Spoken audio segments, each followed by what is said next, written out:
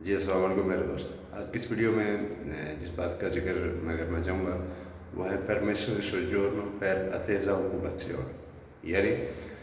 جن لوگوں کے پاس کام کا کانٹریکٹ نہیں ہے اور وہ سوجورنو انہوں نے اپنی رینیو کرانی ہے، یہ صرف ان کے لیے ہے جن کے پاس lavoro subordinato والی سوجورنو ہے۔ ٹھیک، یہ autonomo lavoro autonomo والی بات نہیں ہو رہی، جن کے پاس lavoro subordinato والی سوجورنو ہے اور رینیول کے وقت ان کا جو کام ہے وہ ان سے کوئی کسی غلطی کی وجہ سے یہاں کانٹریکٹ جو ہے اس کی ڈیوریشن جو ہے وہ ختم ہوگی اور ایکسپائر ہو گیا کانٹریکٹ، دوبارہ انہوں نے رینیول نہیں کیا، تو اس کیس میں وہ کیا کریں؟ لیکن سیدھی سی بات ہے، جب یہ آپ کا جب کانٹریکٹ جو ہے وہ ایکسپائر ہو جائے گا، اس کے 40 دن کے اندر آپ نے اپنی اسکریپشن کرنی ہے centro per l'impiego ex جو ufficio di collocamento ہے، جسے فی الحال جسے centro per l'impiego کہا جاتا ہے، آپ وہاں جا کے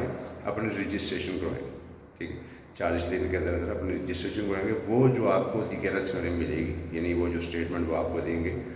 وہ جو ہے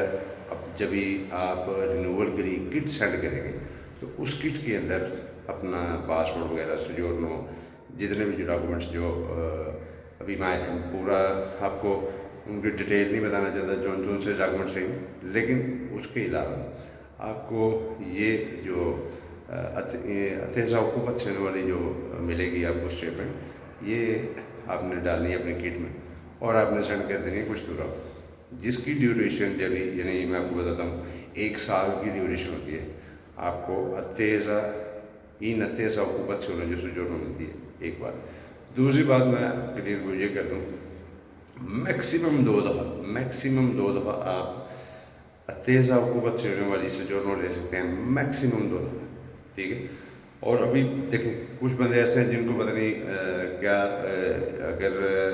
کوئی کسی قسم کی انفارمیشن نہیں تو وہ پریشان ہو جاتے ہیں، پتہ نہیں کیا ہوگا۔ نہیں ہے، آپ کا رائٹ 1 سال کی سوجورنو attesa occupazione والی آپ کو لازمی ملے گی۔ ٹھیک ہے، امید کرتا ہوں یہ جو انفارمیشن میں نے آپ کے ساتھ شیئر کی اپنے دوستوں کے ساتھ بھی شیئر کیجیے، تاکہ جو جن بھائیوں کو اس بات کا علم نہیں تھا اور وہ پریشان ہیں، کم سے کم ان کی پریشانی ختم ہو سکے۔ اپنا خیال رکھیے گا۔ السلام علیکم پاکستان، زندہ باد۔